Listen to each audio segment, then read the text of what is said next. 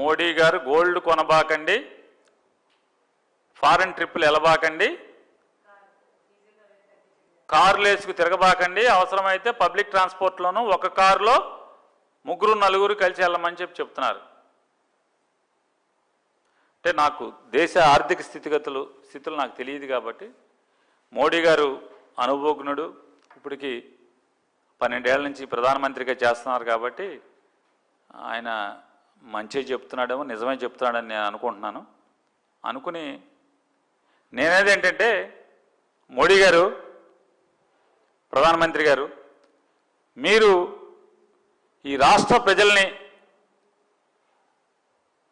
మీ మంచి ఆలోచనల్ని లేకపోతే మీ సూక్తుల్ని ఆలోచించమనే బదులు అయితే ఆచరణలో పెట్టమనే ముందు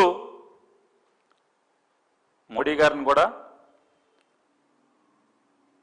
ఢిల్లీ నుంచి అన్ని చోట్లకి రైల్లో వస్తే బాగుంటుంది, ఆయన కూడా కమర్షియల్ ఫ్లైట్లో వస్తే బాగుంటుంది. మోడీ గారు ఎవరైనా ఏ పాలకుడైనా గొప్పోడు ఎప్పుడవుతాడు? నీతులు చెప్పినప్పుడు ఆచరించాలి. ఆచరించినప్పుడు మాత్రమే ఆ పాలకుడు గొప్పోడు అవుతాడు, ప్రజలు కూడా ఖచ్చితంగా ఆచరిస్తారు. అలాగే ఆయన నిన్న పవన్ కళ్యాణ్ గారింటికి, డిప్యూటీ సీఎం గారింటికి, అట్లాగే de facto chief minister Nara Lokesh Naidu గారింటికి, chief minister Andhra Pradesh chief minister గారు చంద్రబాబు నాయుడు గారింటికి. ఇక్కడికి ఒక విచిత్రం ఏంటంటే, రాష్ట్ర ప్రజలకి ప్రపంచంలో ఎక్కడా ఉండదు. ఒక రాష్ట్రానికి ముఖ్యమంత్రి, ఒక రాష్ట్రానికి ఉప ముఖ్యమంత్రి, వాళ్ళ ఇంటికి ప్రధానమంత్రి గారు ఎక్కడ వెళ్తా అంటే పక్క రాష్ట్రంలో వెళ్తాడు. మా కర్మ కాబట్టి ఏం చెప్తాం?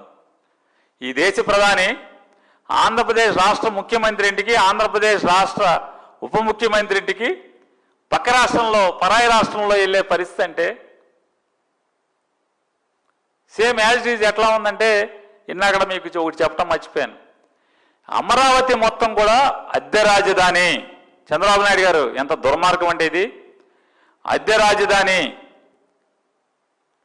సచివాలయంలో మీరు అమరావతి అంటే ఏదైతే ఇప్పుడు సచివాలయం మీరు ఎన్నో అంతస్తులు కడతా అంటున్నారు కదా, అందులో పెట్టేటువంటి ప్రతి ఆఫీసు కూడా, ప్రతి డిపార్ట్మెంటు, అది ఇరిగేషన్ డిపార్ట్మెంటా లేకపోతే రాష్ట్రంలో ఉన్నటువంటి 30-40 డిపార్ట్మెంట్లు, ప్రతి డిపార్ట్మెంటు చీఫ్ సెక్రటరీ కానీ లేదా హెచ్ఓడి కానీ అందరూ కూడా ఆఫీసులకి సిఆర్డిఏకి అద్దె కట్టాలనేది చంద్రబాబు నాయుడు గారి ప్రభుత్వం చట్టం చెప్తుంది. సిఆర్డిఏ చట్టం చెప్తుంది, ప్రభుత్వ జీవోలు చెప్తున్నాయి. అంటే అమరావతి పూర్తయితే ఒకవేళ దాన్ని ఓపెన్ చేసి ఆఫీసులు అక్కడికి వెళ్తే ప్రతి డిపార్ట్మెంటు అద్దె కట్టాలి. అది సెల్ఫ్ ఫైనాన్సింగ్. అంటే సొంత ఆఫీసు లేనటువంటి, ప్రభుత్వ కార్యాలయం లేనటువంటి రాజధాని కింద అమరావతిని తయారు చేస్తున్నాడు. చూడండి ఎందుకు మనకి కర్మ. రాజధాని మందంటాడు, కానీ దాంట్లో ఉండేటువంటి ప్రజోపయోగార్థం పనిచేస్తున్నటువంటి ప్రజలకు సంబంధించిన అన్ని ఆఫీసులు అద్దె కట్టాలి. ఏరా అయితే ఉంది పొళ్ళోడు కొట్టుకుంటాకి.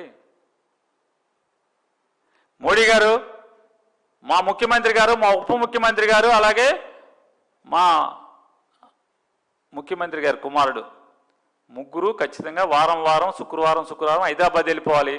వాళ్ళ ముగ్గురు స్పెషల్ ఫ్లైట్లో వెళ్తున్నారు. వాళ్ళ ముగ్గురిని ఒక కారు వేసుకుని హైదరాబాద్ వెళ్ళమని చెప్పండి. సోమవారం హైదరాబాద్ నుంచి వస్తారు, ముగ్గురిని కలిసి ఒక కారులో హైదరాబాద్ నుంచి విజయవాడ రమ్మని చెప్పండి. మీరు స్పెషల్ ఫ్లైట్లో తిరగకుండా మీరు కూడా కమర్షియల్ ఫ్లైట్లో తిరగండి. మోడీ గారు రైలు ఎక్కి తిరగండి.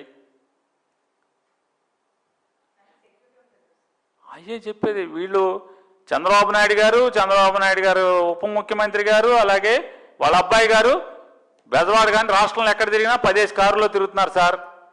అలాగే మోడీ గారు కూడా మీ వెనకాల 10 కార్లు ఉంటున్నాయి, 20 కార్లు, ఒక కారులో వెళ్ళండి సార్.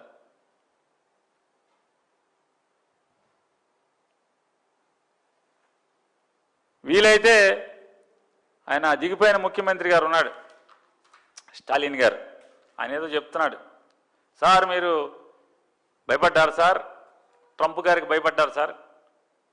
ట్రంప్ గారికి భయపడి పుతిన్ గారి దగ్గర ఆయిల్ కొనట్లేదు సార్.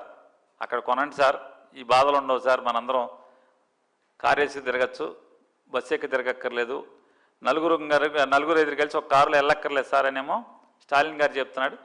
ఒకవేళ అది నిజమైతే ఒకసారి ఆలోచించమని మోడీ గారిని కూడా రిక్వెస్ట్ చేస్తున్నాం.